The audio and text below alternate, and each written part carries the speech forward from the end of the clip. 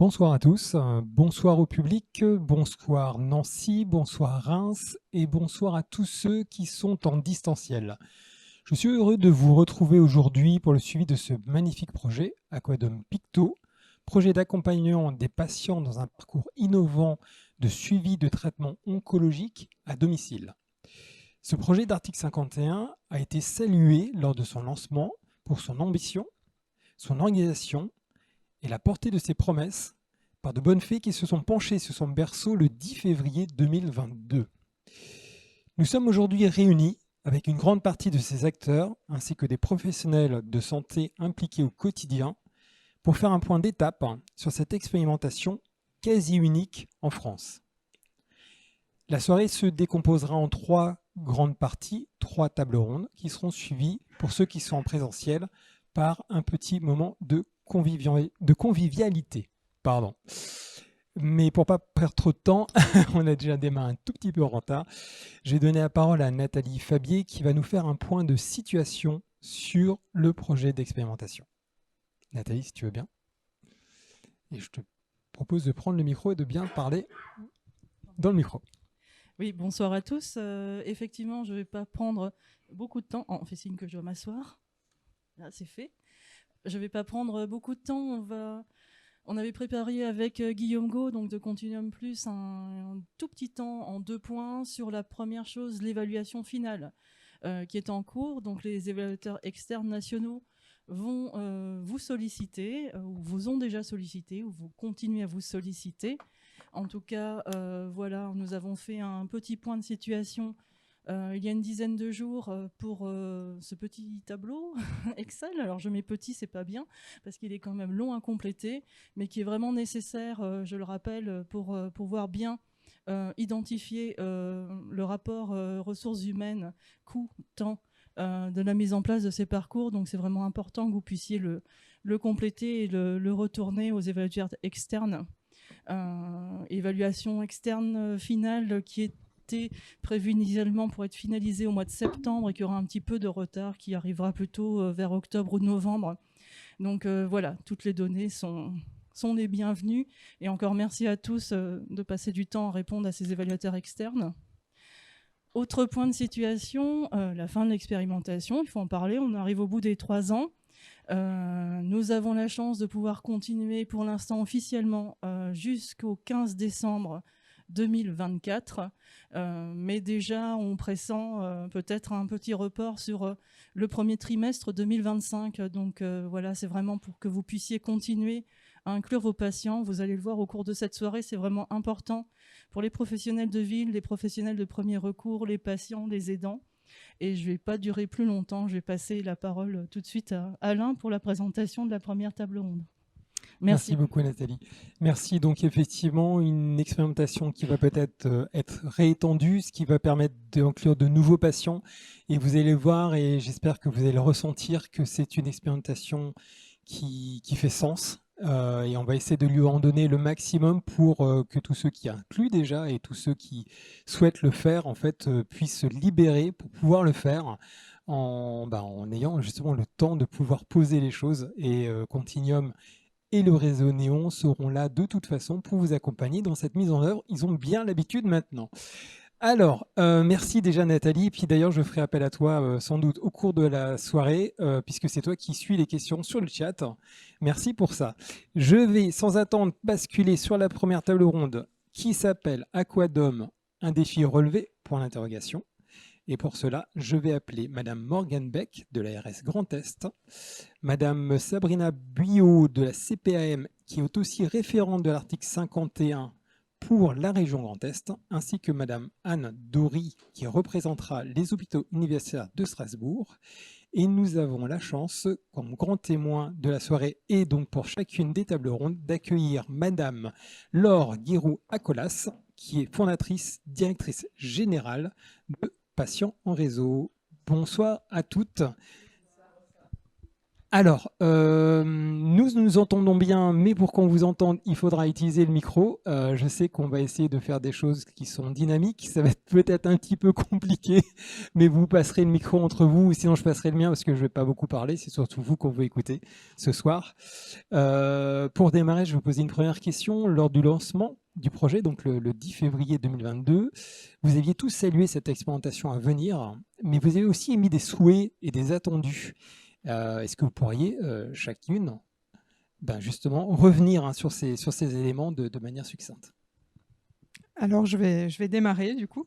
Donc, pour revenir sur les attentes, je vais me permettre de repositionner un petit peu le cadre d'autorisation de ce projet. Donc, Aquadom Pictos, c'est un projet qui est autorisé au titre du dispositif article 51 de la loi de financement de la sécurité sociale pour 2018. Et à ce titre-là, il est non seulement autorisé aujourd'hui par l'Agence régionale de santé Grand Est, mais il faut souligner qu'il a obtenu une approbation par les directions d'administration centrale du ministère et par la CNAM.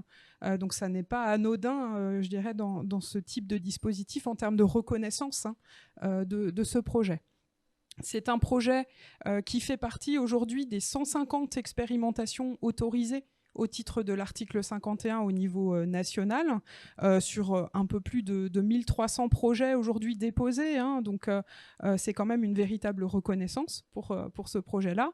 Et c'est l'une des 7 expérimentations aujourd'hui autorisées dans le cadre article 51 dans la prise en charge du cancer. Donc c'est plutôt intéressant de se dire qu'on a un projet d'expérimentation régionale autorisé à ce titre-là. C'est un projet qui répond entièrement aux enjeux du projet régional de santé et il s'inscrit vraiment dans cette démarche et dans le cadre également de la stratégie décennale de lutte contre le cancer. C'est un projet qui nous intéresse évidemment et qui pose des promesses tout à fait intéressante en termes de prise en charge. Et vraiment, l'attente qu'on avait particulièrement forte, c'était celle d'un projet qui va fédérer les acteurs de l'hôpital et de la ville autour d'une problématique commune, qui est celle de la prise en charge des patients traités par chimiothérapie orale à domicile et par immunothérapie. Donc voilà, ce cadre particulièrement intéressant pour ce projet et les attentes fortes, en tout cas du point de vue de l'ARS. Alors, versant assurance maladie, alors on travaille en binôme totalement sur le dispositif article 51.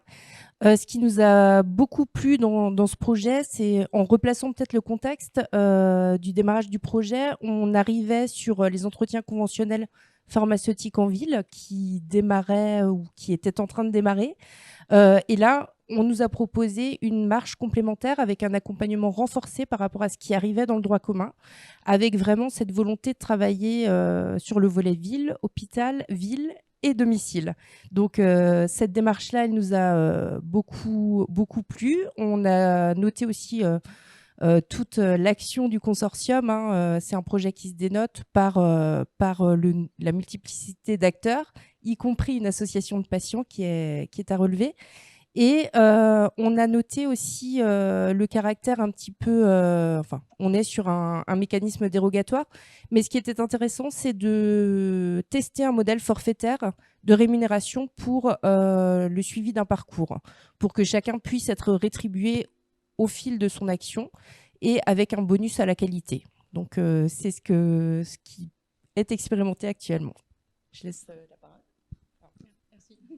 Donc, pour les hôpitaux universitaires de Strasbourg et nous, professionnels de santé, ce que nous recherchons, c'est d'améliorer la coordination entre les différents acteurs de soins, que ce soit déjà au niveau intra-hospitalier entre nos différentes équipes, mais aussi en extra-hospitalier avec les professionnels ambulatoires. Et le deuxième objectif qui nous intéresse, c'est améliorer la qualité de vie des patients en diminuant la iatrogénie et en détectant les effets indésirables vraiment le plus tôt possible pour ces patients qui sont en ambulatoire pour qu'on puisse les traiter le plus rapidement possible et éviter des hospitalisations qui ne sont plus nécessaires. Merci. Donc on est parti on va dire du plus large, finalement, le cadre dans lequel on est vers le plus précis, comment on le met en œuvre, avec des attentes et puis une expérimentation qui permet quand même d'essayer un modèle économique innovant. On a parlé donc du côté presque, on va dire, administratif. On va maintenant peut-être regarder au niveau du patient, en fait. Il y avait beaucoup d'attentes aussi de la part des patients dans cette prise en charge de leur pathologie. Et donc, en tant qu'observateur qui vous pourra être privilégié de cette expérimentation, qu'est-ce que vous appréciez particulièrement, justement, dans le parcours de ce que vous envoyez aujourd'hui?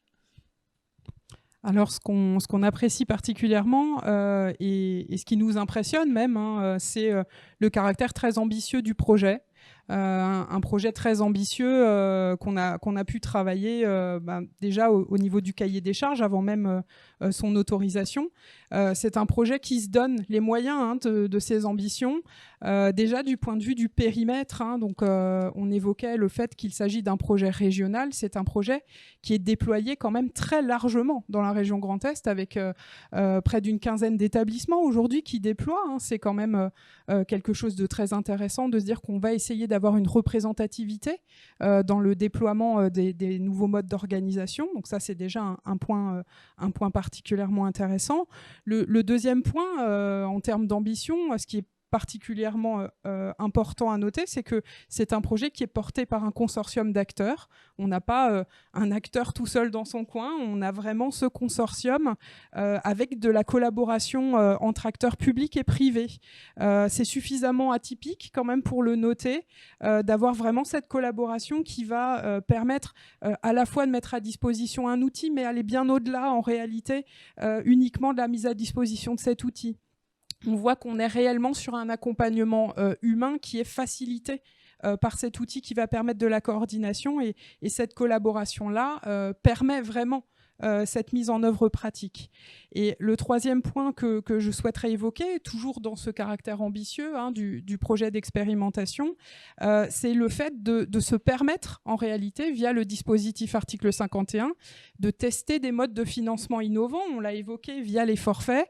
Et moi, ce qui m'a particulièrement impressionné, c'est de se dire que les porteurs ont pris le pari et presque le risque, et parce qu'ils ont cette confiance-là, de dire que ce projet-là a des impacts particuliers. Et donc, dans le modèle économique, on a également une partie de rémunération à la qualité-performance sur la base d'indicateurs de résultats. Donc, le consortium d'acteurs avait vraiment, quelque part, cette conviction qu'il allait pouvoir répondre à tous ces enjeux-là. Et aujourd'hui, on est satisfait de constater, au niveau du déploiement de ce projet, que ces indicateurs-là sont remplis et que ce mode de financement vraiment est efficace. Merci. Oui, donc Morgane l'évoquait tout de suite, c'est l'envergure du projet qui nous a séduit, mais surtout cette capacité d'embarquement sur tout le territoire du Grand Est, au service de patients du Grand Est. À date, nous sommes à plus de 1200 patients suivis quand même en Grand Est. Donc, c'est quand même une entière réussite, même si on a des niveaux d'inclusion inégaux au sein des établissements, même si on a des difficultés d'accompagnement parfois pour répondre le mieux possible aux besoins. Ce qui est à noter, c'est que le consortium et l'ensemble des acteurs sont adaptés tout au fil de l'expérimentation. Elle évolue de manière constante avec l'objectif finalement de prendre en charge le mieux possible les patients. Peut-être un élément qui n'a pas été dit, c'est qu'on est sur un modèle réplicable finalement, puisque on a plus d'une cinquantaine de prises en charge actuellement. Donc, garder à l'esprit en effet que toute cette expérimentation et tout ce travail et cette adaptation au quotidien, elle est faite au service des patients. Alors, ce qui nous a intéressé dans cet aspect en termes d'innovation, c'est l'utilisation de cet outil numérique. De voir déjà comment il s'insère dans nos systèmes informatiques, que ce soit en ville ou surtout à l'hôpital. On a pas mal d'outils numériques différents. Et donc, comment il a pu se structurer et aussi de voir comment il a pu évoluer pour s'adapter à notre organisation, aussi à l'environnement institutionnel national et aux différentes interfaces. Et de voir comment... avec quelle réactivité il a pu évoluer et s'adapter même en cours au fur et à mesure de l'expérimentation. Donc ça, c'était aussi très intéressant. Et puis l'autre point intéressant, c'était effectivement de travailler ensemble avec un projet, avec les institutions, avec une association de patients, avec une société privée. Ce qui est vrai que c'est pas une expérience que l'on peut faire assez fréquemment. Et je dirais que c'est vraiment très très motivant d'avoir ce projet tous ensemble sur cette thématique. Attends, j'entends bien qu'effectivement on parle de santé 5P. J'ai l'impression que le projet coche bien les 5P du projet, en plus d'avoir effectivement un consortium qui effectivement n'est pas toujours commun, hein, de mettre des patients, des hôpitaux, une structure spécialisée dans le numérique en santé tout autour d'un système, et ça fonctionne. Et ça fonctionne bien, de ce que vous dites. Néanmoins, il reste quand même encore du temps, hein, pour l'expérimentation. Donc, par rapport à vos attendus initiaux, est-ce que vous avez encore des espérances, des attentes qui vous tiennent particulièrement à cœur et que vous aimeriez voir faire, en fait, figurer encore en meilleure position d'ici à la fin de l'expérimentation? Alors effectivement, il y a encore des attentes, hein. Donc Nathalie Fabier le disait en début d'intervention, on en est au stade, hein, du rapport d'évaluation finale. Ça veut dire qu'on a passé, hein, le cap de l'évaluation intermédiaire avec une restitution qui a été effectuée, qui traduit déjà l'effectivité des parcours. Donc je peux déjà aujourd'hui dire et témoigner du fait qu'on a eu, via ce rapport d'évaluation externe, des résultats très intéressants du point de vue de la faisabilité des parcours. On a des retours qualitatifs qui nous montrent que ce lien entre l'hôpital et la ville, cette prise en charge facilitée du patient, elle se fait aujourd'hui sur le terrain. Nous, ce qui va nous intéresser, c'est de poursuivre la dynamique, parce qu'on ne peut pas s'arrêter à cette démonstration-là. Il faut qu'on aille vraiment jusqu'au bout de cet exercice-là d'évaluation pour pouvoir faire transparaître dans le rapport d'évaluation finale la totalité des indicateurs et des résultats, puisque l'évaluation, elle doit également permettre de traduire la reproductibilité. Alors, on a eu quelques ébauches, hein, qui nous montrent que ça fonctionne plutôt bien, mais également les impacts en termes d'efficacité et d'efficience. Et pour ça, il faut encore aller plus loin, notamment du point de vue des inclusions de patients. Et donc, aujourd'hui, on ne peut que vous encourager, au niveau des établissements, à poursuivre cet effort d'inclusion jusqu'à la fin d'expérimentation. Et Nathalie Fabier évoquait justement le fait que l'expérimentation pourra se terminer soit à la fin de l'année, mais peut-être avec une perspective de prolongation quelques mois supplémentaires. Il faut finalement tenir ce cap-là, déjà et principalement pour les patients, parce que c'est avant tout pour les patients, hein, qu'on continue à inclure et dérouler ces parcours, mais également pour finalement arriver au bout de cette démarche-là, qui est une démarche expérimentale, pour pouvoir faire la démonstration et apporter finalement au national un maximum d'éléments pour prendre une décision à la fin sur l'intérêt, hein, de faire vivre le modèle sur le plus long terme, parce que c'est vraiment ça l'enjeu, c'est de se dire qu'on n'a pas envie d'arrêter à la fin de l'expérimentation, mais bien évidemment on a envie de poursuivre dans la dynamique au bénéfice des patients. Merci. Oui, l'enjeu majeur, hein, pour toutes les expérimentations article 51, c'est bien ce process d'évaluation. Donc, ça sera peut-être redondant, mais néanmoins, c'est vraiment attirer votre attention sur le fait que la collecte de données peut être chronophage. Néanmoins, elle est totalement nécessaire pour qu'on puisse porter devant les instances, les plus hautes instances nationales, finalement, l'enjeu et mettre en exergue la capacité à faire des acteurs, que ce soit en ville ou à l'hôpital. On l'a noté, on a vraiment cette ambition d'avoir des données fiables pour permettre une décision éclairée, finalement, autour de la prise en charge du patient dans son traitement. Ce qui ressortait également, hein, du rapport d'évaluation intermédiaire, c'est la capacité d'adaptation finalement et d'évolution de la démarche d'accompagnement, puisque chaque professionnel de ville aussi a besoin d'un appui particulier, a besoin d'être formé au bon moment. Donc je sais que les équipes travaillent d'arrache-pied pour essayer de donner finalement des solutions pour vous aider dans votre exercice professionnel. Oui, mais effectivement, je crois qu'il nous reste quelques mois encore en plus pour continuer les inclusions, mais je crois que Enfin, en tout cas, pour les hôpitaux universitaires de Strasbourg, le rythme a été pris et ça fait partie maintenant, je dirais, de la prise en charge, je dirais, pour tous les patients et qui est même sollicité de la part de tous les professionnels de l'équipe. Donc, effectivement, ce qu'on attend, c'est aussi maintenant la continuité et la prise en charge dans le droit commun. Merci déjà pour ces éléments. On arrive vers la conclusion. Je voudrais un mot de fin qui est presque peut-être votre sentiment. Vous avez eu des espoirs, vous avez eu des attendus, vous voyez où on en est. Je crois qu'on a déjà ressenti un petit peu, un peu votre situation, mais en un mot, quel est votre sentiment aujourd'hui sur ce projet? Et ensuite, je donnerai la parole à Laure qui pourra, en tant que grand témoin, synthétiser cette table ronde et puis finalement s'exprimer sur ce projet qu'elle connaît très bien. Alors, je vais vous faire effectivement un petit retour de mon sentiment et je pense qu'on le partage avec Sabrina Bio en tant que référente pour le dispositif article 51 au niveau des institutions en région. On a un petit recul sur d'autres expérimentations et aujourd'hui, on sent vraiment que ce projet-là est un projet assez emblématique de ce qu'on peut attendre en termes de renforcement du lien ville-hôpital. Et on l'a observé particulièrement sur les projets en cancérologie, un peu moins dans d'autres projets. Et je pense qu'il faut vraiment qu'on s'accroche à ça, de se dire qu'en réalité, ce projet, il est emblématique. Il est un petit peu l'exemple de ce qu'on peut attendre en réalité dans ce type de dynamique-là.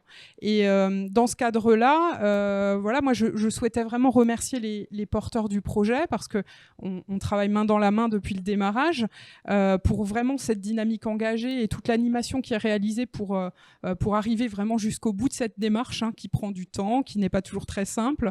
Et puis, remercier également l'ensemble des professionnels de santé qui aujourd'hui permettent également que ces parcours existent. C'est important parce que c'est un projet qui illustre toute une dynamique sur la région Grand Est. Et ça, je pense qu'on ne peut que le saluer. Et pour le coup, au titre de l'Agence régionale de santé, je pense que vraiment notre souhait, c'est d'accompagner ce projet donc jusqu'au bout du point de vue expérimental, mais surtout émettre le vœu qu'il permette d'alimenter tous les échanges qui pourront se mener au niveau national pour imaginer, pourquoi pas, un parcours coordonné dans le domaine de la cancérologie. Et ça, c'est vraiment ce qu'on souhaite et ce qu'on appuiera pour la suite. Morgane était tellement complète que j'aurais du mal à ne pas avoir de propos redondants. En effet, nous, ce qu'on espère, c'est bien sûr une voie de sortie positive, qu'on puisse capitaliser sur toutes les expérimentations, les 7 expérimentations autour de la chimiothérapie, mais qu'on puisse aboutir, on l'espère, vers un parcours coordonné renforcé avec, afin de ne pas casser la dynamique du territoire, puisqu'on sait qu'on pourra faire sans, la dynamique est engagée. Néanmoins, il manquera encore quelques éléments, dont financiers. Donc, ça reste un sujet, mais on a de bons espoirs. Oui, donc effectivement, la dynamique est engagée, mais avec des financements qui a permis d'assurer la coordination au niveau de l'hôpital et qu'effectivement, ce financement nécessite d'être pérennisé pour qu'on puisse maintenir cette coordination. Et donc, on espère qu'il y a des financements dans le droit commun qui vont suivre par la suite.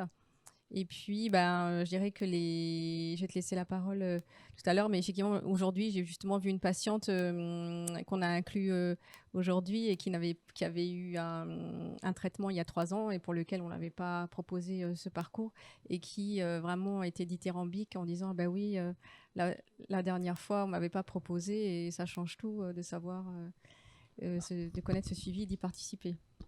Ça fait une parfaite transition avec ce que je voulais vous rappeler, c'est de dire qu'en fait, on vit déjà des révolutions thérapeutiques avec l'arrivée des thérapies orales extrêmement nombreuses pour soigner des patients souvent en situation métastatique, donc à des moments qui sont très compliqués à vivre, et donc où c'est tout à fait difficile de se dire qu'on va être en autonomie avec les soignants de ville qui ne sont pas les spécialistes du cancer au quotidien, et loin de son équipe de spécialistes à l'hôpital, et puis bien sûr avec l'arrivée des immunothérapie qui là aussi transforme les parcours de vie des patients avec vraiment des espoirs majeurs, mais aussi des nouveaux effets indésirables, peu connus des patients, voire pas connus du tout, et peu connus aussi des soignants de ville. Et donc il y a toute une question de repérage. Et finalement, dans cette, donc pour reprendre rapidement, donc nous en tant qu'association, c'est effectivement exceptionnel de faire partie de l'équipe d'un article 51. Et depuis le départ, ce projet est fantastique parce qu'on a tous été autour de la table depuis le début. C'est-à-dire qu'on a bien vu que pour répondre aux défis, à la fois des professionnels hospitaliers, professionnels de ville, mais aussi de nous patients et avec nos proches, il fallait qu'on se parle, qu'on s'écoute et que bien sûr la dimension digitale, la dimension technologique, l'innovation qu'apporte Continuum Plus est formidable, mais elle doit s'appuyer, elle doit s'inscrire dans des innovations finalement organisationnelles et humaines.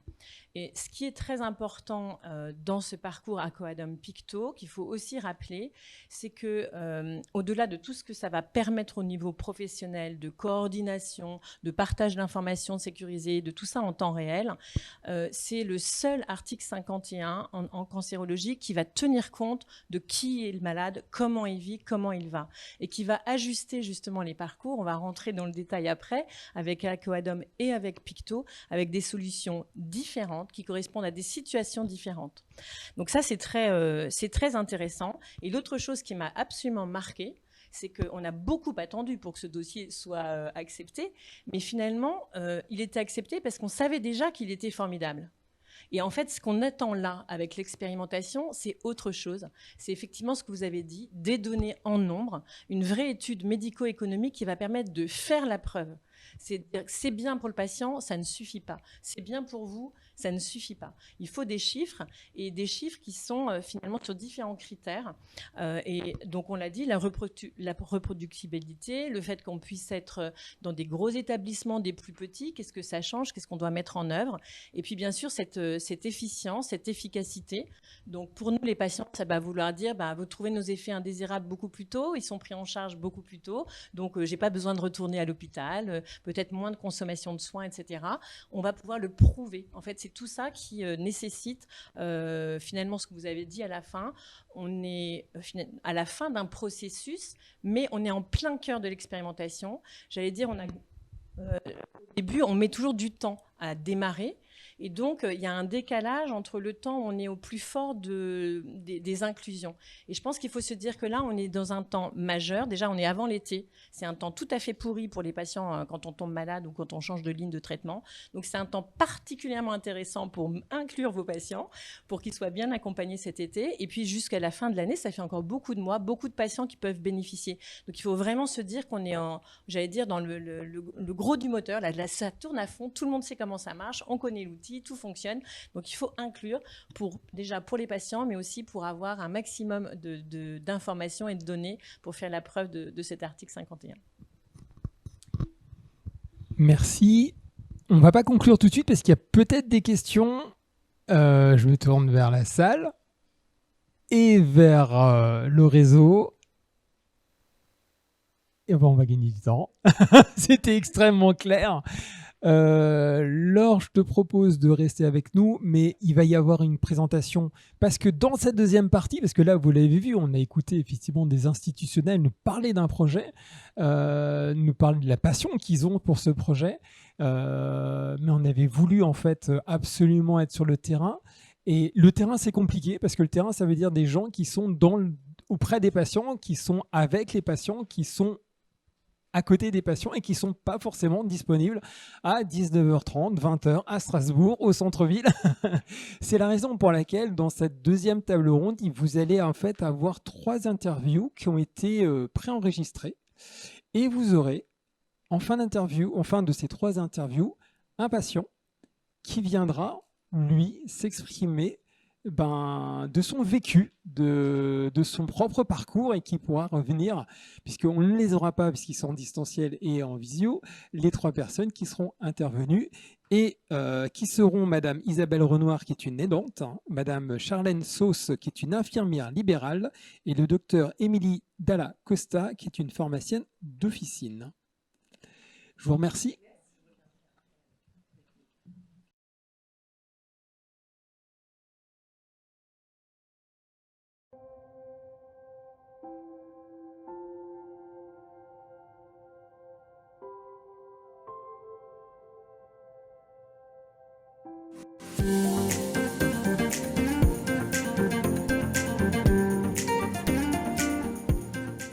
Oui, donc je suis la fille unique de mon père, donc du coup, et enfin de mes parents. Ma maman étant décédée l'année dernière, ça fait 1 an en fait que je suis plus particulièrement aidante. J'étais déjà aidante quand ils étaient tous les 2, mais c'était, j'allais dire, beaucoup moins lourd. Et je suis fille unique, donc voilà. Là, je ne sais pas s'il faut que je précise. Et je suis, oui, très attachée à mes parents, et pour moi, et même aussi en parlant avec le médecin généraliste, et puis avec d'autres médecins qui le suivent pour une maladie dégénérative, qui est comme au stade, oui, qui est au début, il est préférable quand même de le garder à la maison le plus longtemps possible. Donc pour l'instant, ça se passe plus ou moins bien malgré certaines chutes, mais on fait tout ce qu'il faut, on a aménagé la maison, voilà, pour qu'il reste le plus longtemps dans cette maison, et dans laquelle d'ailleurs il est né. Donc il y est très attaché, et ça participe évidemment à son moral aussi, au maintien de son moral.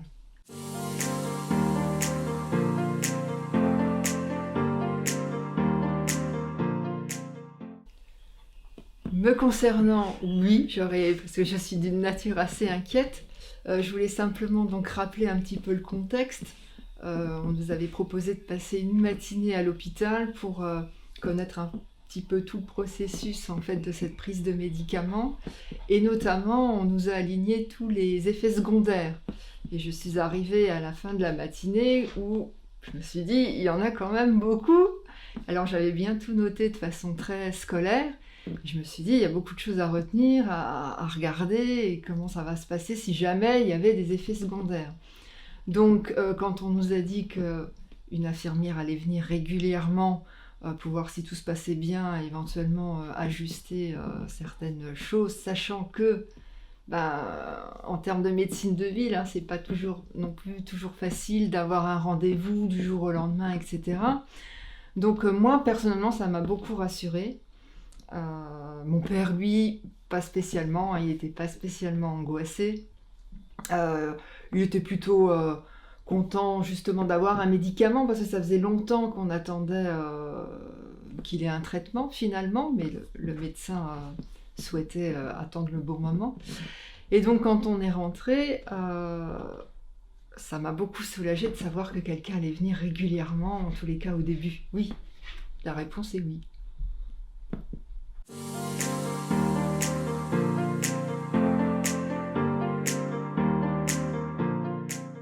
Oui, donc la venue de l'infirmière, je ne voudrais pas me répéter par rapport à tout à l'heure, il y a eu vraiment ce côté rassurant, parce que, in fine, il se trouve que mon père n'a pas eu vraiment d'effets secondaires, mais il a quand même eu des bleus à un moment donné, mais tout ça, ça nous avait été expliqué.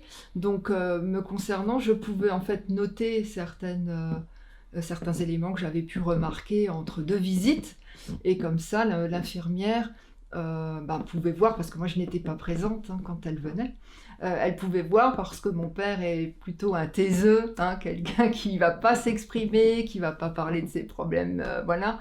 Donc c'est plutôt moi qui surveillais, et même si je ne voyais pas l'infirmière en direct, on avait un numéro de téléphone à l'hôpital, des numéros de téléphone directs qu'on nous avait donnés, de la pharmacienne, d'une autre infirmière. Et puis, oui, c'est rassurant en fait. Même moi, mon père, je suis toujours à la recherche de savoir s'il a quelque chose, etc. Et voilà, et savoir qu'il y avait, en listant en fait, mais c'était des petits soucis parce qu'il a vraiment pas eu les gros effets secondaires qui étaient annoncés, ça m'a plutôt rassurée. En listant, je me suis dit, ben voilà, il y a une professionnelle qui va quand même voir, s'il faut réagir, elle va me le dire, parce que de mon père, tout va toujours très très bien. Donc voilà, ça a été rassurant pour l'aidant que je suis, quoi.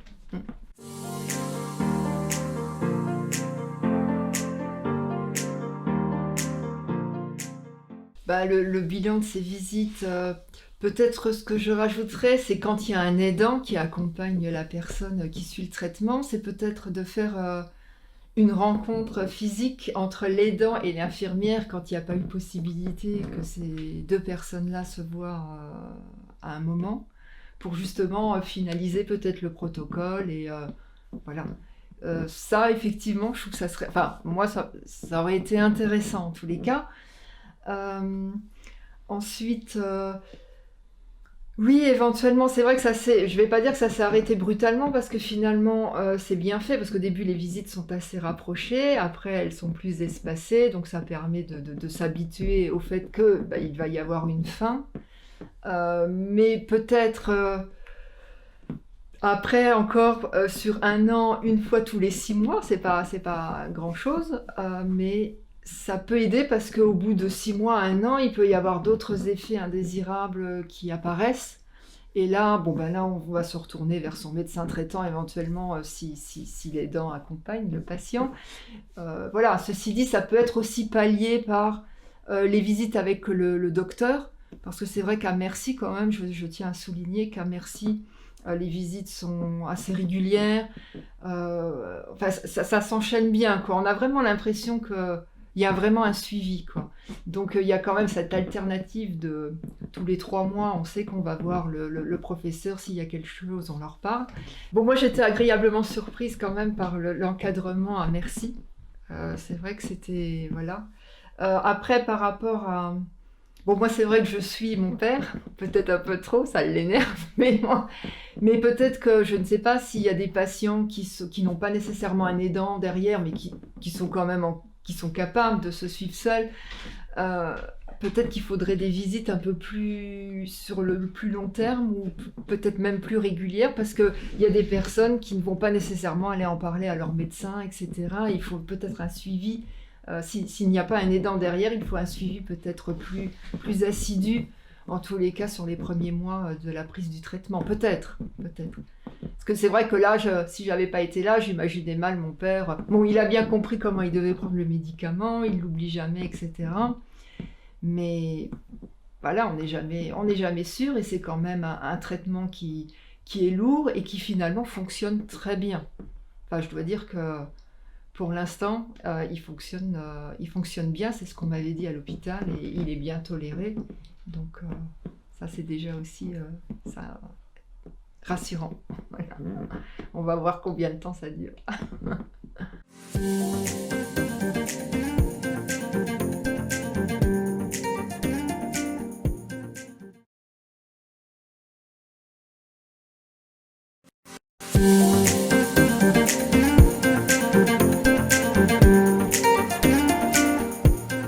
Je suis Charlène Sauce, je suis infirmière libérale en Moselle et je suis la vice-présidente de la CPTS de Thionville-Est.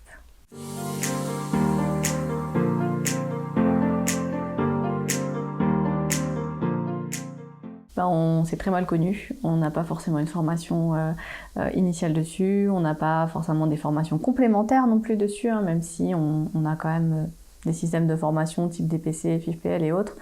On n'a pas quelque chose de ciblé sur les thérapies orales. Donc, du coup, comme on a moins de connaissances, je pense qu'il y a certainement des craintes pour certaines infirmières à aller vers ce genre de prise en charge.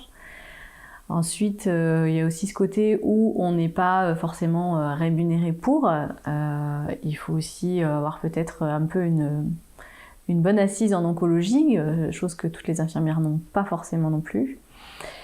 Dans les difficultés rencontrées, moi typiquement c'est le territoire parce qu'en fait je suis intervenue sur un territoire bien plus grand que ce que j'exerce aujourd'hui. Ouais, donc j'avais dit pas d'interlocuteur privilégié, donc les médecins traitants sont souvent surchargés ou indisponibles ou injoignables. Donc ça c'est une grosse difficulté, mais qu'on rencontre dans d'autres choses que dans le suivi oncologique. Hein. Clairement, on est vraiment, voilà, on est un peu dans un désert médical. Voilà. Après, la coordination, je pense aussi des professionnels et la coordination du territoire en général. Je pense qu'on connaît très mal tout ce qui existe autour de nous, aussi bien au niveau associatif qu'au niveau des professionnels. Donc voilà, d'avoir peut-être un référent plus spécialisé ou quelqu'un sur qui on peut compter, téléphoner pour voir quelles sont les ressources du territoire.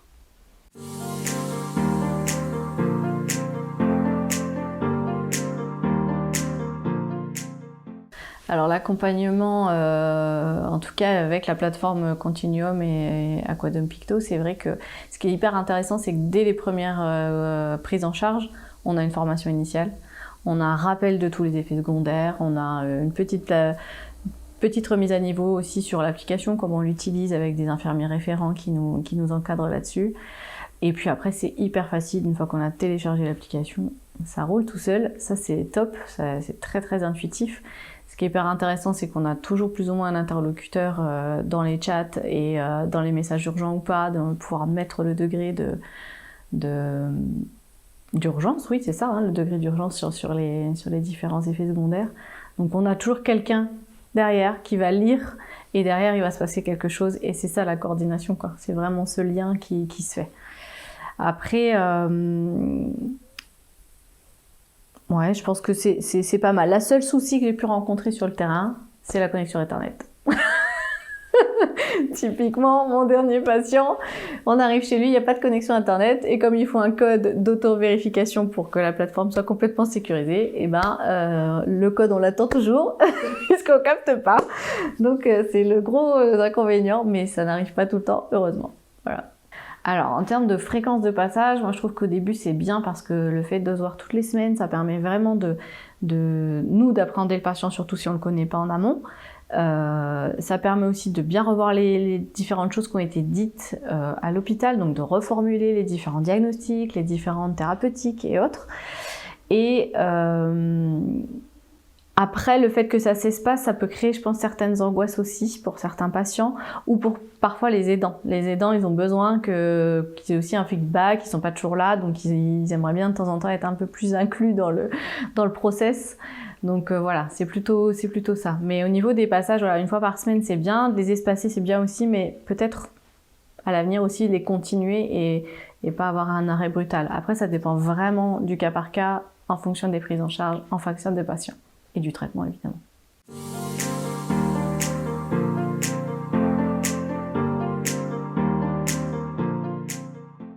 Alors moi, je pensais surtout à la valorisation du parcours. Ça, c'est clair, c'est ce que je disais au démarrage, c'est valoriser le parcours, valoriser les différents professionnels qui sont sur le terrain, que c'est bien les associations, etc., que tout soit vraiment bien maillé les uns autour des autres, qu'on ait peut-être des professionnels référents.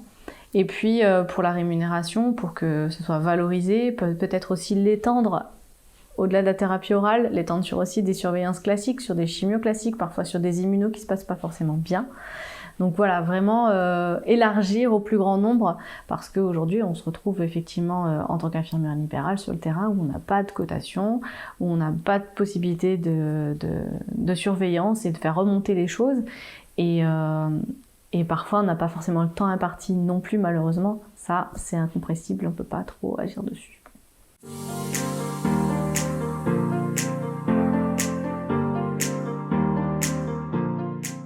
Et voilà, peut-être quelqu'un qui est spécialisé, qui a vraiment soit déjà travaillé en oncologie, donc qui connaît déjà un peu le maillage, soit quelqu'un qui fait partie d'un process de coordination, type communauté de professionnels.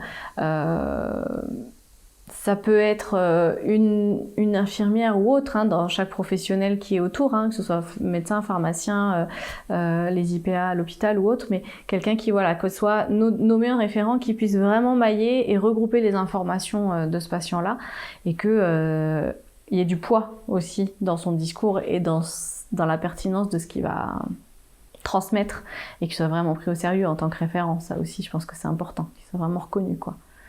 Après, en termes d'amélioration, je pense que la formation, il faut qu'elle soit continue. Donc, que même si une infirmière demain n'est pas amenée à être appelée par Continuum pour une prise en charge, qu'elle puisse quand même avoir accès à ces mêmes formations et que le jour où ça arrive, eh ben, elles sont pas prises au dépourvu, elles ont peut-être moins peur et du coup, elles sont mieux accompagnantes parce qu'elles sont mieux accompagnées.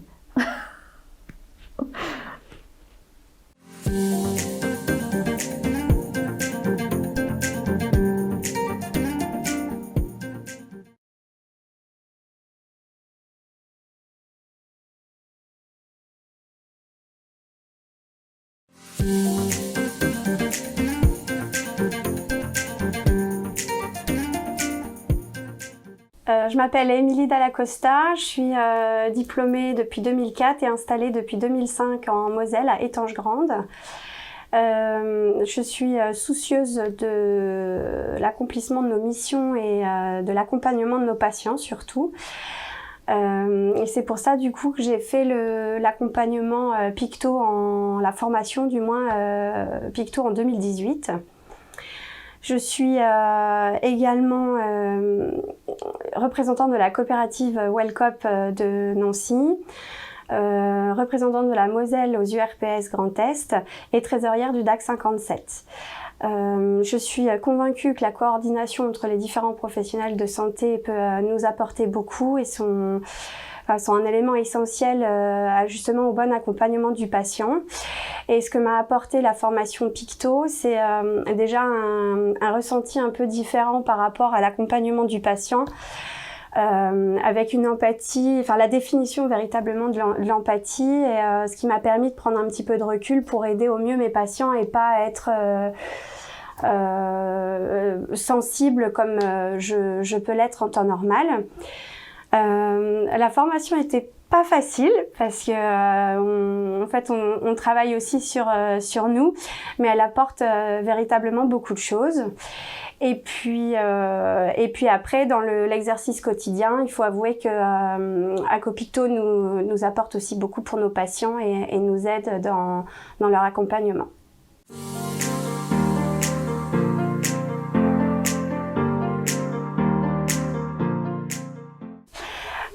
Pour accompagner donc nos traitements sous thérapie orale anticancéreuse,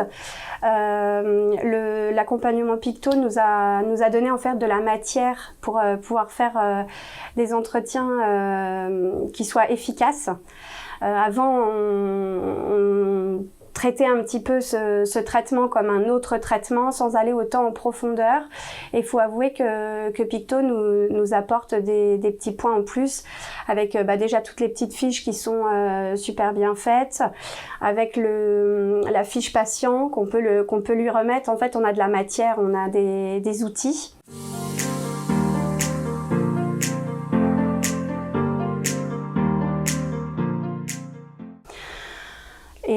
Et après, quand il y a le véritable accompagnement avec Picto, on a donc les entretiens et on a une vraie collaboration entre les différents corps de métier. Et ça nous aide beaucoup quand on s'aperçoit qu'il y a un problème, que ce soit un effet secondaire ou une mauvaise prise. Et c'est vrai qu'il y a beaucoup de réactivité de la part des confrères hospitaliers.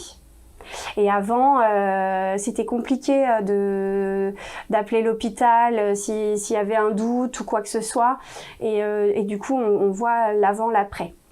Quand on a un patient du coup qui est sous Picto, on a un appel, on a une notification avec la plateforme Continuum. Donc ça, c'est assez bien pour nous parce qu'on peut anticiper. En fait, on a la prescription avant d'avoir le patient au comptoir.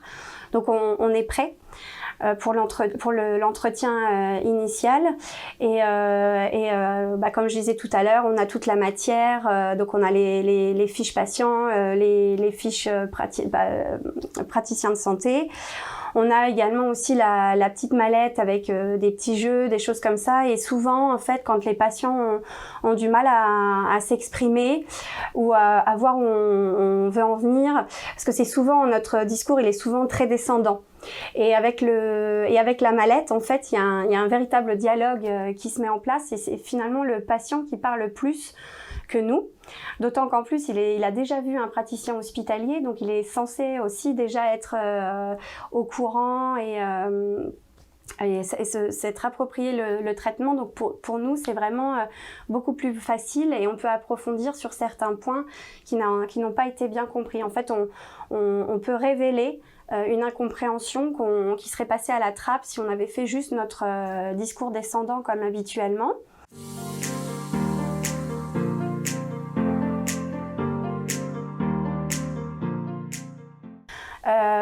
Et puis après pour les entretiens de suivi, donc ce que je peux éventuellement suggérer, c'est de nous laisser une marge de manœuvre, parce que je comprends qu'il faut que le suivi soit régulier, mais en fait nous le patient on le voit très souvent, il vient pas qu'une fois par mois à la pharmacie, il vient aussi pour d'autres choses, donc le suivi on l'a quand même plus ou moins régulièrement, et parfois du coup quand la date de l'entretien est définie, ça colle pas avec le planning du patient, des fois ça colle pas avec le nôtre, et c'est vrai que si on pouvait avoir une souplesse pour éviter que ce soit trop redondant, parce que un patient qui n'a pas véritablement de soucis avec sa prise ou avec des effets secondaires, au bout d'un moment, c'est pas qu'il en a marre d'avoir cet entretien formel, mais ça peut être un frein. Donc voilà ce que je peux dire. Et puis après, par contre, je le redis, mais vraiment la réactivité et la coordination entre les différents praticiens, moi je suis fan, quoi, parce que ça nous aide vraiment beaucoup dans la pratique. Donc pour faire le bilan, Picto pour moi c'est essentiel au confort de vie du patient. Ils sont tous hyper contents. En fait, j'ai jamais eu de refus finalement de la mise en place de ces entretiens. En plus, c'est vrai que ça nous aide aussi à faire des entretiens cancéreux pour les traitements qui ne font pas partie du programme. Et donc je trouve que c'est vraiment une bonne chose de pouvoir l'étendre. Ça va aussi dans nos missions. Notre mission, c'est l'observance, c'est s'assurer que le traitement est bien pris. C'est un traitement lourd, donc on peut en plus apporter des petites choses aux patients. C'est des fois des choses bêtes, mais voilà, une crème hydratante. Et ça, le fait qu'il y ait ce dialogue un peu plus prononcé avec ce type de traitement, ça ouvre beaucoup d'aides en fait. On peut vraiment accomplir notre mission d'accompagnement.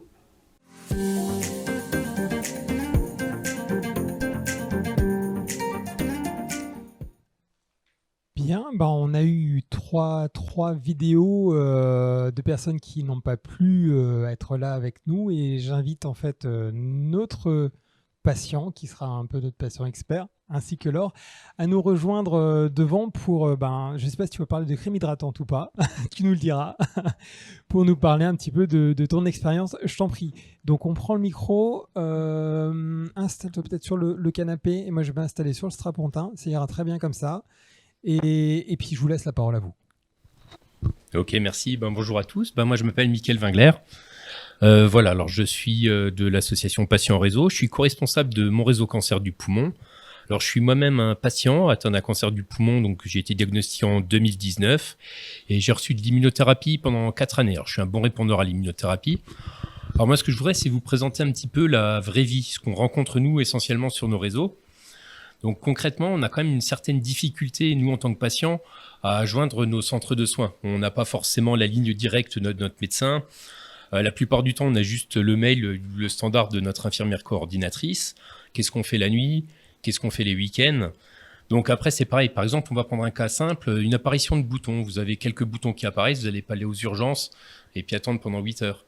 Vous allez peut-être aller chez votre médecin traitant, mais tout le monde n'a pas de médecin traitant, on connaît les problématiques des déserts médicaux. Ou alors vous allez prendre rendez-vous, mais vous allez avoir un délai d'attente d'1 mois. Donc la problématique, c'est qu'en fonction du tempérament des patients, vous allez avoir certains patients qui vont sursolliciter les médecins, mais vous en allez avoir d'autres, comme moi par exemple, où on va attendre vraiment le dernier moment. Et moi, ça a été le cas avec les boutons, j'en avais absolument partout, ça s'est répandu sur le corps. Et la problématique, c'est que la prise en charge, elle a été très très longue derrière. Et elle a été très compliquée et ça a été problématique parce que j'aurais dû anticiper très clairement. Alors la problématique, c'est pas évident pour nous en tant que patients d'évaluer une toxicité. Est-ce que c'est une toxicité qui vient du traitement? Est-ce que c'est une toxicité ou une maladie de tous les jours, comme tout le monde peut avoir? Et c'est pas forcément évident de définir la gravité d'une toxicité. Alors on va prendre le cas concret, par exemple, qu'on a eu sur nos réseaux il y a pas longtemps. C'était une personne âgée qui était sous immunothérapie, elle vivait seule. Et elle a eu un moment de diarrhée. Et cette diarrhée-là, elle s'est dit, tiens, c'est peut-être ce que j'ai mangé à midi, ou j'ai peut-être eu un bout de gastro, etc. Dans ma trousse à pharmacie, tiens, il me reste un peu de Imodium.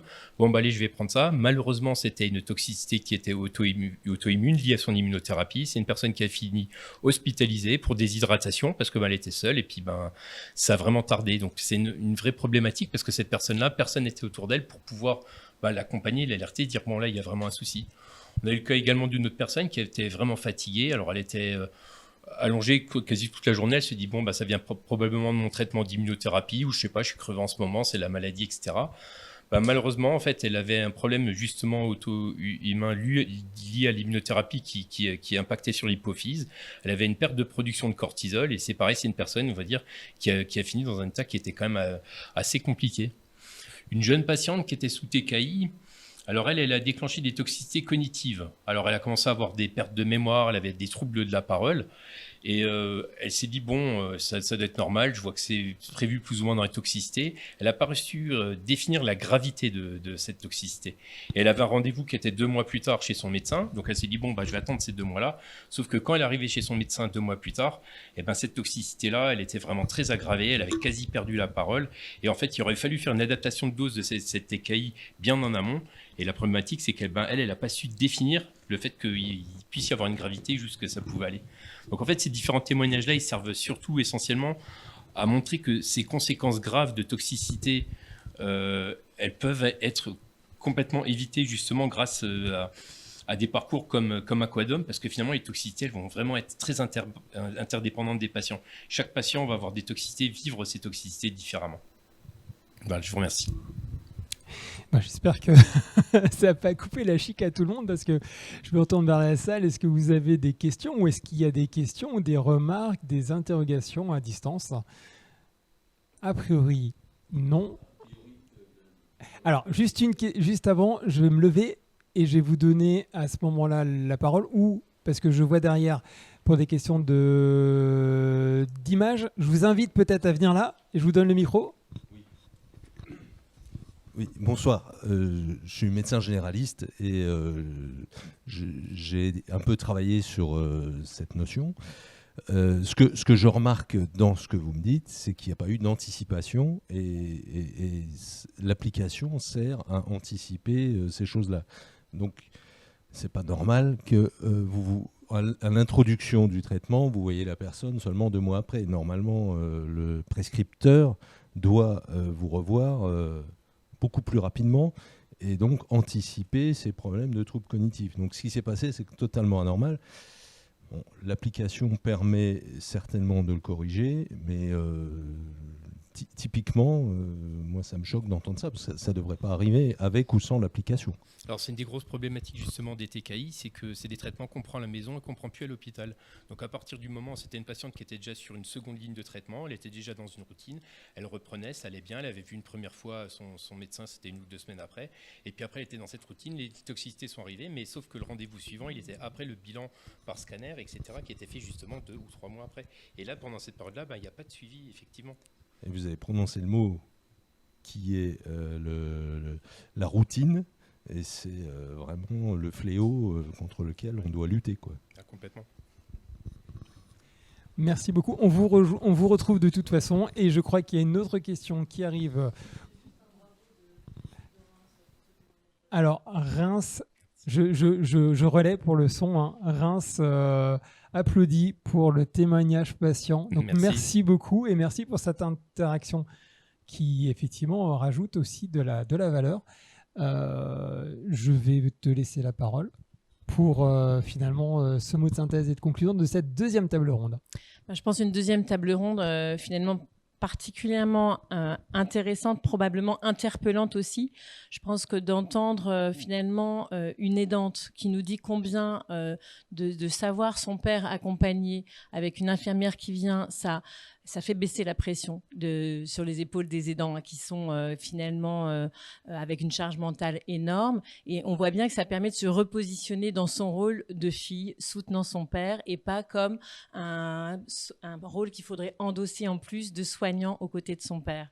Et ça, je crois qu'on avait eu plusieurs retours comme ça. Ce type d'accompagnement à Coadom et Picto est vraiment très, très précieux pour les aidants. Après ça, je voudrais faire un peu le pont entre les deux témoignages des soignantes en ville, donc infirmières libérales et pharmaciens d'officine. Moi, j'ai la chance, en tant qu'association de patients, de pouvoir accéder au retour de satisfaction des soignants, et notamment des soignants de ville. C'est extrêmement impressionnant de voir combien ils sont satisfaits de ces parcours et combien ça vient les aider. Parce que sans les parcours, en fait, il y a plusieurs choses. Ils sont tout seuls, sans qu'on leur donne les armes, sans qu'on leur donne les infos. Là, ce qui est rappelé, c'est qu'au bon moment, pour le bon patient, autour du bon médicament, qu'évidemment je ne connais pas au départ, on va finalement, les soignants hospitaliers vont prescrire, et avec soit l'équipe de Continuum, soit avec le réseau Néon, il va y avoir cet appui, ces informations, cette formation qui vont être apportées. Donc on va donner les éléments aux soignants de ville, finalement, de savoir de quoi on parle. Quelle maladie, quel traitement, comment ça se délivre, quels sont les effets indésirables, qu'est-ce que je dois repérer, comment ça marche cette appli. Et finalement, quand le soignant de ville va être en contact avec le patient, il va être légitimé dans son action de suivi, il va avoir les éléments pour faire les choses correctement. Et ça, c'est aussi une attente de professionnels. C'est pas qu'une attente pour faire bien pour les patients et pour les aidants. C'est une attente pour bien faire son boulot. Et d'être en lien avec vous, les soignants hospitaliers, c'est majeur, parce que du coup, on va pouvoir avoir une réponse quand on ne sait pas répondre ou quand on a besoin de s'assurer que c'est la bonne réponse. Et là aussi, avec les outils digitaux qui sont proposés, c'est extrêmement efficace. Et puis, finalement, on a vu aussi ce point de valorisation, hein, qui revient, que chacun qui participent à bien accompagner dans ces parcours coordonnés vont pouvoir être reconnus pour la valeur de ce qu'ils font. Et ça, je crois que c'est très, très important de voir finalement combien, tous ensemble, on peut faire mieux pour les patients. Et puis, bien sûr, je ne peux que remercier Michael pour son témoignage et on va dire, ces différentes paroles de patients portées. Au quotidien, typiquement sur nos réseaux sociaux privés, on a majoritairement des gens qui ne sont pas dans des expérimentations. On voit, pour l'instant, c'est des exceptions. Donc, dans la vraie vie, il y a beaucoup de patients tout seuls et qui, malheureusement, on voit bien qu'on pourrait faire beaucoup mieux, notamment grâce à ces parcours. Merci beaucoup. Une interaction avec la salle.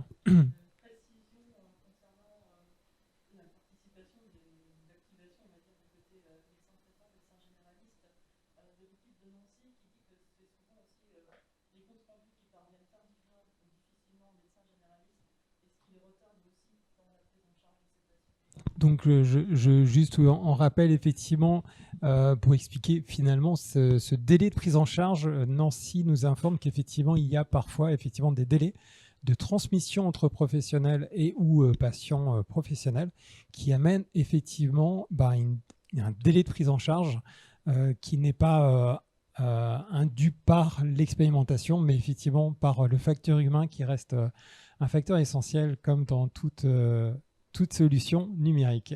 Du coup, un dernier point autour des médecins. Je voulais vous rapporter un échange qu'on avait pu avoir avec justement une infirmière libérale dans un parcours à Coadom qui disait « mais moi, de toute façon, je sais comment ça marche avec mon médecin, enfin avec les médecins du coin ». Et en fait, c'est aussi cette force du territoire. On voit bien que là, dans Coadom Picto, on peut être à Strasbourg, mais on peut être aussi dans des plus petites villes, voire des petits villages. Et en fait, l'infirmière libérale, elle va connaître le patient, elle va le voir, mais elle sait comment contacter le docteur untel, puisqu'ils se connaissent. Et en fait, donc parfois, peut-être que ça ne va pas passer tout le temps par la plateforme, mais en fait, ces gens-là, sur leur terrain, ils savent fonctionner ensemble. Et donc, ça marche. Et donc, il y a quand même ce premier relais de proximité qui peut fonctionner avec le médecin de proximité. Et je trouve que c'est important de le souligner parce que c'est peut-être hors radar de l'application. C'est la vraie vie d'une équipe de terrain. Bien, merci encore une nouvelle fois Laure, merci à notre patient, merci à la salle pour cette interaction. On va passer à la 3e table ronde, ce qui va permettre aussi, pour ceux qui sont en distance, de ne pas le voir, mais un petit calage technique. Vous avez pu le voir peut-être en vidéo. Je vais reprendre ma place pour pouvoir laisser les invités de cette dernière table ronde venir me rejoindre. Donc j'appelle, et vous l'avez déjà vu, le docteur Bertrand Ménessier, le docteur Patrick Strens et le docteur Julien Gravoulet. Et on finit par les dames, Madame Stéphanie Hopman, infirmière aux hôpitaux universitaires de Strasbourg. Je vais reprendre ma place, je vous laisse vous installer tranquillement. Juste petit rappel, pour parler, prenez bien le micro. Dans l'idéal, mettez-le au niveau du menton. Je pense que c'est l'optimum pour la prise de son. Tout le monde vous en remerciera. Et donc, cette 3e table ronde, c'est une expérimentation pour quelle perspective? On a introduit le sujet, on a parlé de la vie, on va parler de la suite avec vous. On va peut-être commencer d'ailleurs par dans mon système, mais on peut commencer par vous. Allez, on peut commencer par vous. Il n'y a pas de sujet. Je récupère juste les éléments. Hop. Donc, docteur Patrick Strens. Ah non, moi c'est le docteur Ménessier. Ménessier, non, j'étais bien juste. Je ne sais pas pourquoi j'ai fait l'inverse. C'est moi, j'ai inversé les. Voilà, j'ai une mémoire des visages, mais pas des noms. On l'aura remarqué. Donc, docteur Ménessier. De votre point de vue, qu'est-ce que ces parcours ont apporté à votre quotidien en termes d'organisation et de suivi de vos patients? Alors, moi, j'ai eu la chance de faire partie de l'expérimentation dès le début comme site pilote. Donc, j'avais déjà un peu modifié mon organisation à titre personnel en organisant un petit peu le suivi comme ça, mais à titre individuel. Mais la mise en place des parcours a permis de structurer et de mettre un cadre pour que chacun sache exactement ce qui lui revenait dans le suivi et dans l'organisation. Et donc, ça a permis, grâce à l'arrivée de nos IDEC également, de supprimer quasiment tous les appels d'interruption de tâches que je pouvais avoir dans la journée. Nous, on travaille avec le téléphone dans la poche, donc on était interrompu quasiment systématiquement et on peut l'entendre que les patients soient inquiets et qu'ils veuillent avoir une réponse très rapidement. Tout ça a disparu. J'ai fait disparaître également la consultation dont on parlait tout à l'heure, qui survient très rapidement pour gérer les effets secondaires éventuels qui souvent ne surviennent pas, heureusement. Et donc, c'était des consultations inutiles qui ont permis de libérer des créneaux pour des consultations pour d'autres patients. Et donc, ça a permis vraiment de fluidifier le parcours pour l'ensemble des patients, de savoir que chacun pouvait gérer à son échelle les différentes toxicités ou les effets secondaires qui pouvaient survenir. Et donc, ça a permis vraiment de changer totalement l'organisation. Et pour reprendre les mots de notre consoeur pharmacien d'officine, moi, je suis fan absolu dès la première heure de cette solution connectée. En tout cas, ce qu'on entend pour ceux qui n'ont pas encore démarré l'expérimentation, c'est que ça fait vraiment gagner du temps. Pour tout le monde, et y compris pour le service, a priori. Mais le suivi, finalement, parce que finalement, vous avez gagné du temps, mais ce suivi, techniquement, c'est chronophage ou pas? Alors, c'est très peu chronophage par rapport aux avantages obtenus. Et surtout, on évite un certain nombre, on en a parlé tout à l'heure, parce que quand il y a eu des révolutions thérapeutiques qui se sont succédées, et donc on essayait de former nos collègues de ville en faisant des FMC, en faisant des soirées comme ça à thème pour essayer de leur faire part un petit peu des innovations thérapeutiques et des effets secondaires qui y étaient associés. Mais comme on l'a dit tout à l'heure, entre le moment où nos collègues assistent à notre réunion et puis le moment où le premier patient arrive vraiment dans leur patientèle, il peut se passer 1 an, 2 ans, et donc tout ça a été oublié, et nous, on ne peut pas réitérer toutes ces réunions.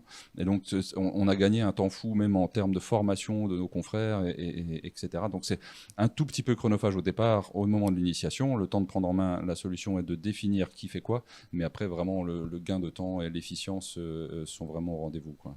Donc, comme tout outil, en fait, une prise en main qui demande un tout petit peu d'expérience, Exactement. mais a priori pas douloureuse pour un vrai gain de temps derrière et une vraie efficacité. Exactement. Vous incluez, et aujourd'hui, comment vous voyez la situation, la dynamique d'inclusion dans les établissements en général, et comment vous faites pour maintenir cette dynamique, quelle que soit finalement la situation à terme, parce qu'on l'a entendu, on l'espère tous, mais... Je crois que ça a été dit aussi lors de la première table ronde. Maintenant, c'est passé dans notre pratique quotidienne. Nous, c'est notre routine. Tous les patients qui sont inclus, qui sont mis sous traitement, sont inclus dans la solution. Mais je crois que la vraie motivation pour continuer à inclure dans l'évaluation, c'est d'obtenir ces réponses à large échelle, savoir si effectivement on peut espérer pouvoir l'appliquer à tout le monde, quelle que soit sa localisation, quel que soit son centre dans lequel il est pris en charge, etc. Et donc, il nous faut des réponses. Et c'est vraiment ça notre motivation actuelle pour continuer à inclure dans le cadre de l'évaluation article 51. Les chiffres, le nombre, on ne le dira pas assez souvent, mais allez-y, foncez. Alors, c'est très bien parce que vous êtes juste à côté, la seule femme dont je ne vais pas me tromper, Stéphanie Hopman, qui va pouvoir prendre la suite naturelle finalement de votre témoignage, puisque finalement, c'est la deuxième partie prenante au niveau de l'hôpital qui est donc là pour représenter justement le service des infirmières. Et qu'est-ce que vous pouvez nous dire de ce parcours qui a priori fluidifie la PEC ou la PEC, excusez-moi si je le prononce mal, au sein du service? C'est clair que la prise en charge des patients qui sont suivis par n'importe quel parcours est nettement facilitée au niveau du service. Avec le passage des infirmières libérales la veille ou l'avant-veille, ou nous, un appel par l'infirmière de coordination la veille, on peut déjà faire un point avec le patient, voir avec lui ce qu'il a, ce qui se passe pas, s'il y a des effets indésirables qui sont apparus, une baisse de l'état général. On peut anticiper une hospitalisation. Ça nous est déjà arrivé d'avoir un lit réservé parce qu'on savait que le patient n'allait pas bien, ce qui avant n'était pas le cas. Ils arrivaient. Et on n'avait pas de lit prévu, ils étaient sur un brancard, ils attendaient, alors que finalement là on sait qu'il va pas bien, donc on a un lit réservé en hospitalisation, et tout ça, ça fluidifie la prise en charge au sein du service. On a aussi tout ce qui est au niveau programmation des rendez-vous, puisque du coup les gens peuvent nous appeler, nous dire écoutez, là je pars en vacances, du coup on sait qu'on peut pas prévoir le scanner pendant ce temps, du coup on n'est pas obligé de reprendre un autre rendez-vous, de modifier des rendez-vous, tout ça c'est les rendez-vous, tout est beaucoup plus fluide et beaucoup plus intuitif. En plus, j'ai noté, vous avez parlé de lits réservés, donc on est sur du soin programmé, on n'est pas aux arrivées aux urgences, ce qui est bien pour vos collègues des urgences d'ailleurs. C'est ça, tout à fait. Et cette relation finalement que vous avez maintenant aujourd'hui, puis qui est peut-être plus fluide aussi avec les professionnels de ville, comment vous pourrez la qualifier, cette nouvelle forme de relation? Alors du coup, pour nous, c'est une découverte, puisque on n'avait pas forcément de relation avant avec les professionnels de ville, ni avec les médecins traitants, ni avec les infirmières libérales, puisque les gens venaient, ils étaient pris en charge par nous, ils rentraient, et il n'y avait pas cette relation. Donc en fait, pour nous, c'est une découverte. Et finalement, on se rend compte que c'est une grande aide de pouvoir travailler ensemble avec les professionnels de ville, les médecins traitants. On peut organiser des choses. Je sais pas, j'ai un exemple en tête où un patient nous avait dit qu'il allait pas bien, ça n'allait pas, c'était pas possible. Donc on avait réservé un lit un vendredi pour qu'il soit hospitalisé. Finalement, j'ai eu le médecin traitant au téléphone qui m'a dit non, je pense qu'on va attendre, je vais pas l'hospitaliser, je passe encore ce soir le voir, et on fait le point ce week-end et on revoit lundi. Du coup, il y avait un lit libre à l'hôpital pour le week-end, et tout ça, c'était un échange qui avant n'existait absolument pas. Donc c'est vraiment une grande avancée de pouvoir travailler avec les professionnels libéraux. Donc ça, c'est pour le présent. Même question que pour le docteur Ménessier. Qu'est-ce qui, pour vous, est important pour maintenir cette dynamique et continuer à inclure? Alors, il faudrait une pérennisation du système. ce serait vraiment bien. L'appel est clair. Du coup, ça permettrait d'avoir du matériel humain, du matériel des locaux, puisque pour l'instant, nous, on n'a pas de bureau, on fait ça un petit peu à l'arrache. Alors, on a eu un poste, mais tout n'est pas organisé, et ça permettrait d'avoir une vraie organisation au sein du service pour qu'on puisse avoir des moyens et de la formation aussi, peut-être plus d'adhésion de la part de nos collègues qui du coup seraient plus informés, comprendraient mieux notre rôle et seraient peut-être plus acteurs avec nous. Et, voilà. Ils sont un peu frileux parce qu'ils se disent... Parce qu'ils connaissent pas vraiment et que du coup, on pourrait, je pense, plus les impliquer et puis essayer de plus travailler, dynamiser l'équipe. Merci. On a vu l'hôpital. Alors, j'espère que je ne me trompe pas. Docteur Patrick Strens, je crois avoir compris que vous étiez médecin en ville. Du coup, on va voir la partie ville et on aura aussi le pharmacien juste après. Donc, c'est fantastique.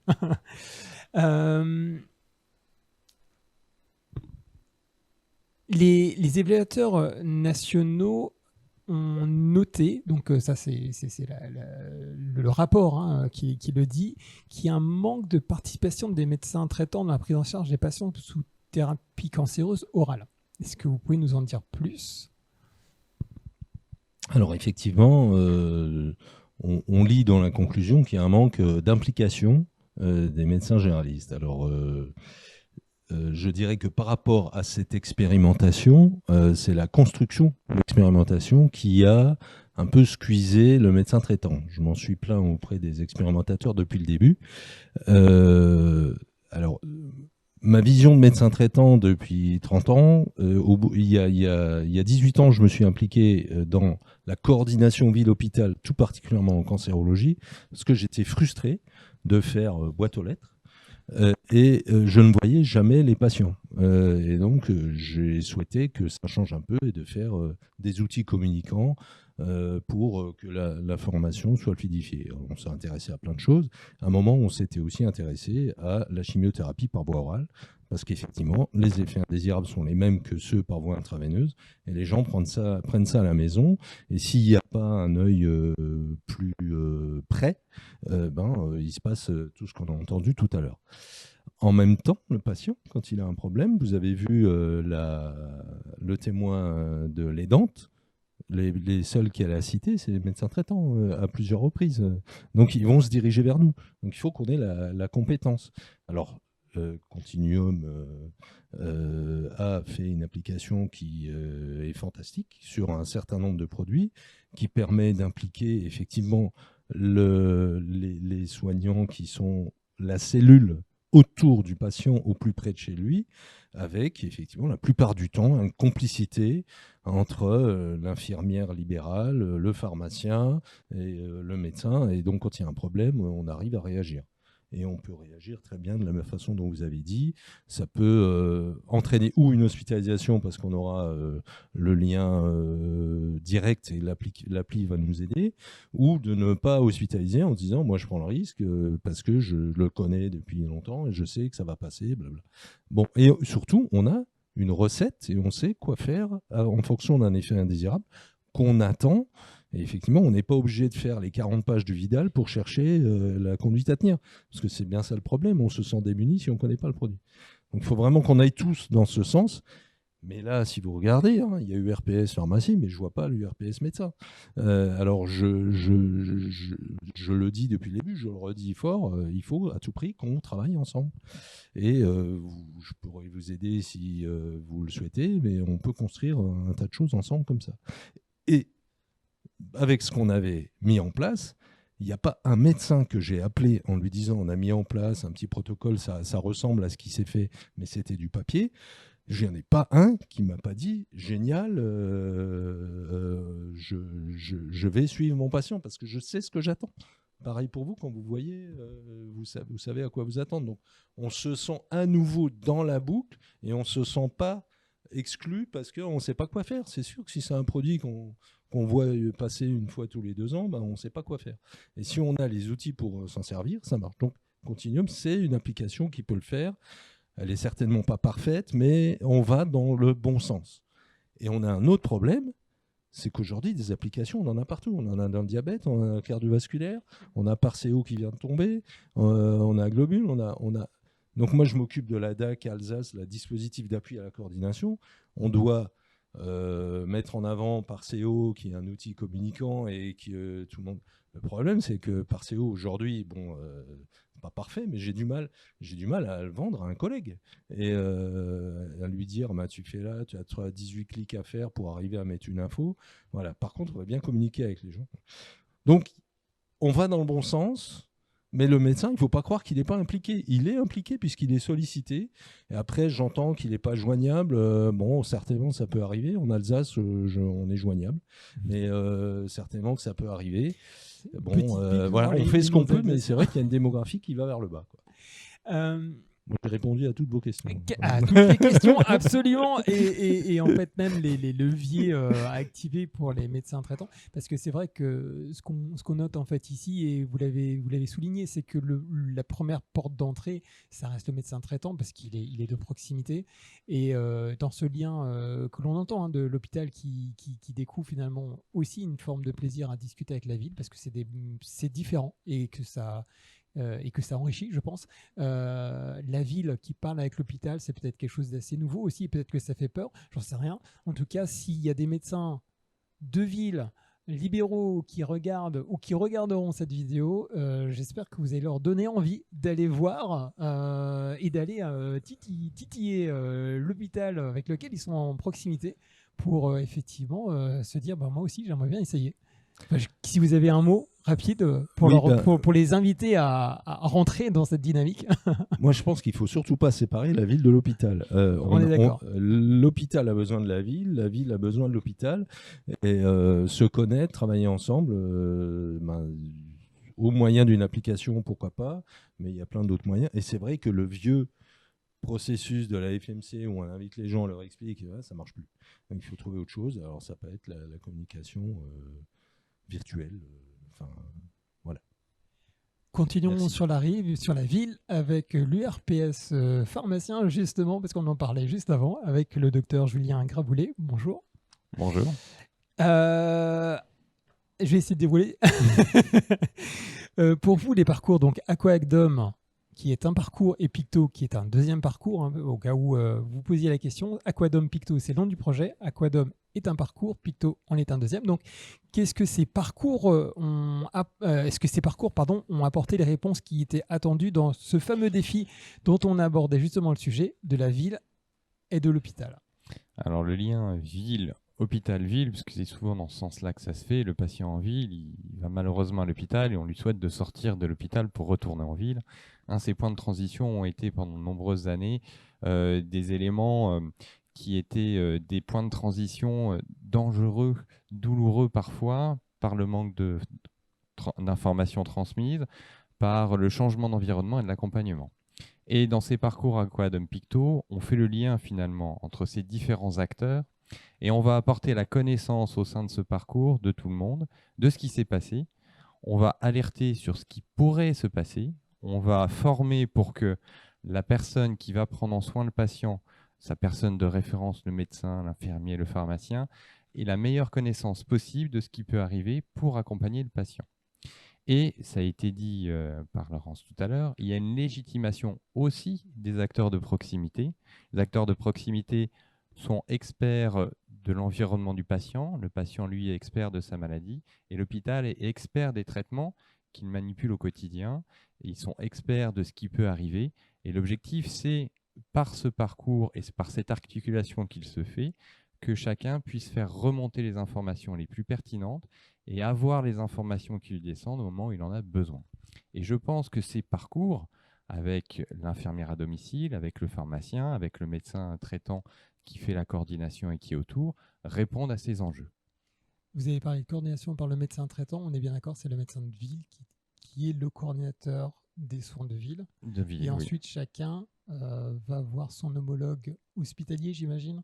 Vous avec le pharmacien hospitalier, le médecin traitant avec le médecin hospitalier, ou je me trompe dans la relation? Je ne dis pas forcément. En fonction des situations, c'est vrai que le pharmacien a peut-être comme interlocuteur privilégié le pharmacien hospitalier, mais ne peut pas s'interdire, et c'est l'avantage de la plateforme, de faire remonter finalement à toute l'équipe, et c'est l'interlocuteur qui se sentira le plus pertinent ou le plus disponible pour traiter la situation qui le fera. Et justement, cette versatilité qui va faire gagner du temps dans la prise en soin et qui va rendre finalement l'intervention de l'acteur la plus pertinente. Donc ça répond peut-être à une question du décalage de prise en charge qu'on a entendu lors de la dernière table ronde.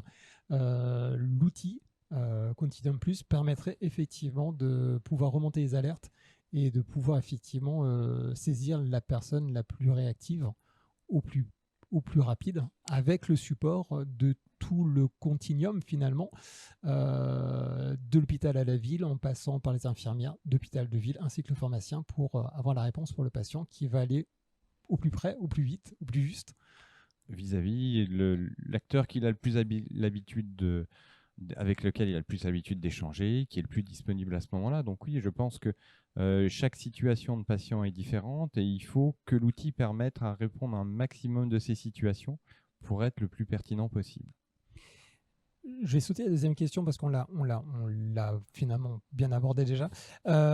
Pour aller sur la question finalement parce que là, on voit tous les points forts. Hein. Oui.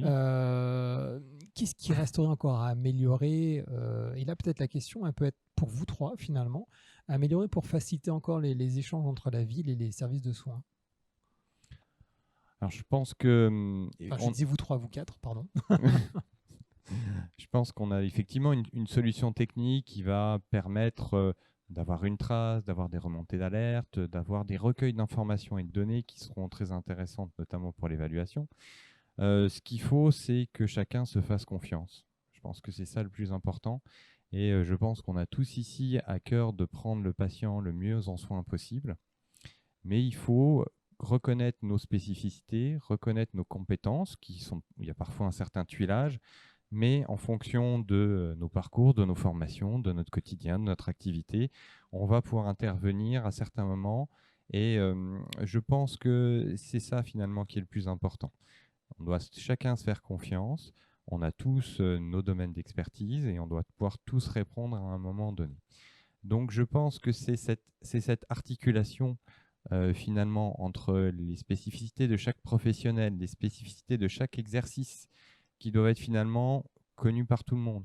Ça a été vraiment des grands moments d'échange dans la construction de ce parcours, d'avoir des spécialistes qui disent je ne savais pas que le pharmacien faisait tout ça, d'avoir les pharmaciens qui disent oui, les infirmières ont aussi dans la coordination un gros rôle, et le médecin généraliste aussi peut être spécialiste parce qu'il accompagne plusieurs patients de certains parcours et certains genres de choses. Donc c'est vrai qu'on a peut-être parfois tendance à être un peu centré sur nous, sur nos compétences et mettre en avant ce qu'on peut faire, mais finalement c'est l'addition de ces différentes compétences au cours du patient, alors avec effectivement des aides techniques, avec des aides organisationnelles, comme c'est ce qu'apporte aussi le parcours, et c'est ça qui va permettre finalement l'addition de ces compétences et faire finalement gagner en chance le patient qui pourrait être accompagné, parce qu'on le voit, quand l'accompagnement n'est pas là, il y a un peu plus de risque malheureusement que les effets indésirables soient moins traités, que des questions restent en suspens, alors que les réponses auraient permis de régler ça plus rapidement. Est-ce que vous avez, vous autres, des éléments à ajouter ? Oui, moi je pense que le patient a un rôle central quand même pour remettre tous les acteurs dans la boucle. Et nous, c'est vrai qu'on les incite de plus en plus à aller voir leur pharmacien d'officine, leur médecin traitant, en leur disant que maintenant, même s'ils ont une pathologie très rare, c'est 1% une mutation qui concerne 1% des cancers, ils nous disent mais il n'y a aucune chance que mon médecin traitant connaisse ce médicament, c'est une 3e génération, c'est une maladie super rare, etc. Il doit connaître le diabète, il doit connaître le digestif, la cardio et tout ça, il ne peut pas s'intéresser à tout. On leur dit effectivement, vous avez raison, sauf que maintenant, ils ont des outils, ils sont formés en temps réel, et donc vous pouvez y aller en toute confiance, et les patients retournent. Enfin, j'ai l'impression qu'on a de moins en moins de gestion des renouvellements d'ordonnances, etc., et que vous reprenez un petit peu en main. Et moi, je les incite à retourner vous voir, en leur disant il faut absolument qu'ils vous voient, vous avez perdu 4 kilos, etc. Il ne peut pas vous voir que quand ça ne va pas bien, etc. Donc je pense que le message qu'on fait passer aux patients de remettre tous les acteurs dans la boucle est primordial, et j'incite les collègues moi, à faire la même chose.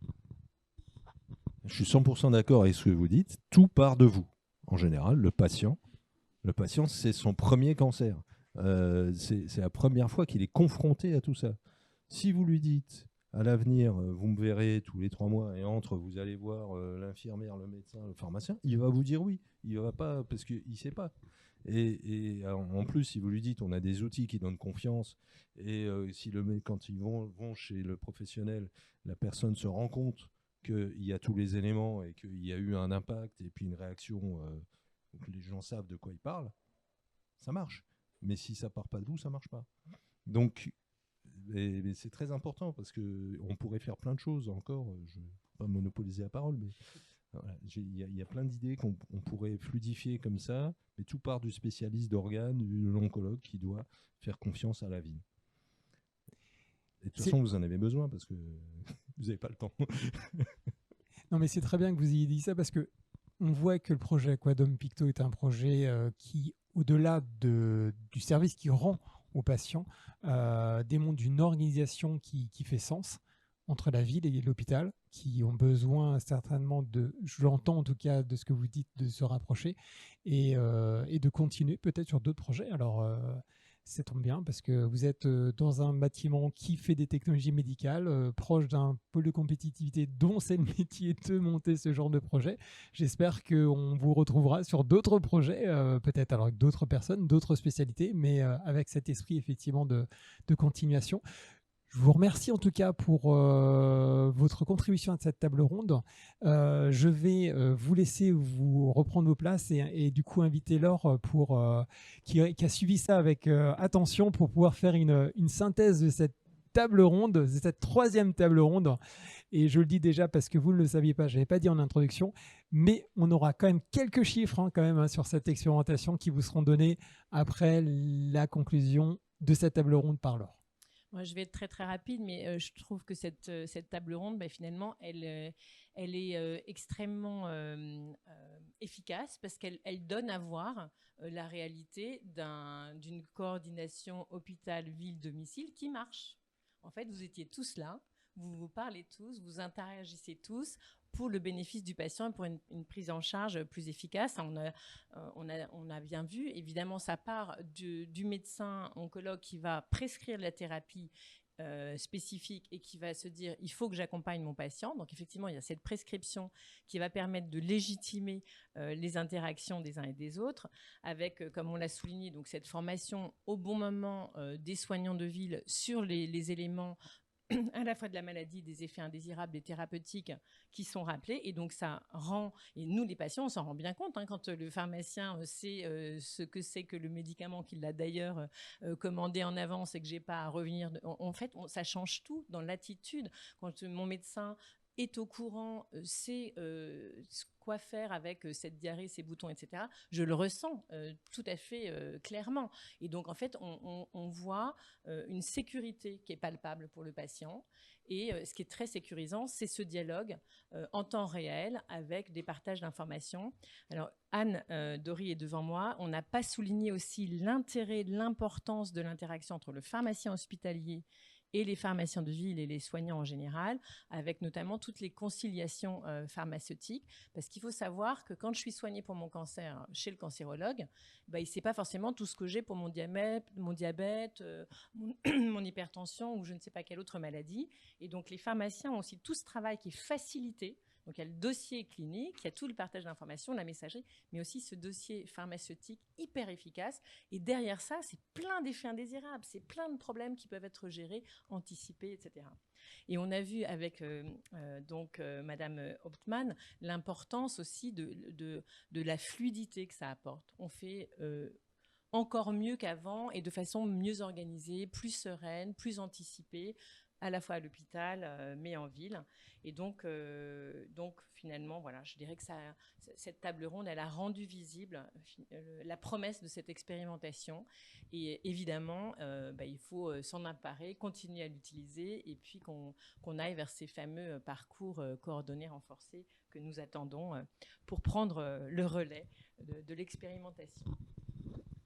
Merci beaucoup. Alors, je ne sais pas si vous l'avez remarqué, mais il y a quasiment une parité entre les hommes et les femmes qui interviennent.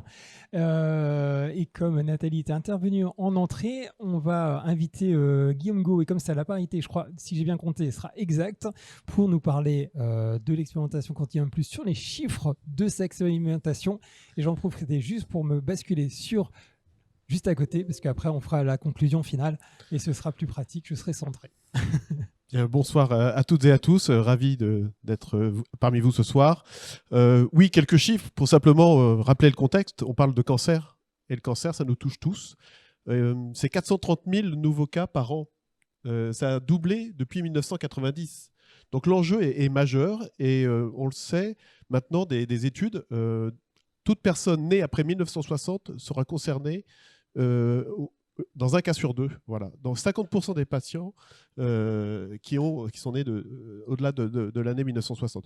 Donc oui, on est tous concernés et il faut savoir que cette expérimentation est remarquable à travers ce qui a été exposé pour 3 raisons. 1, le maillage. Et le maillage, il est important. Il faut savoir qu'autour de ces 1250 patients, c'est près de 4000 professionnels de santé de ville qui ont été impliqués.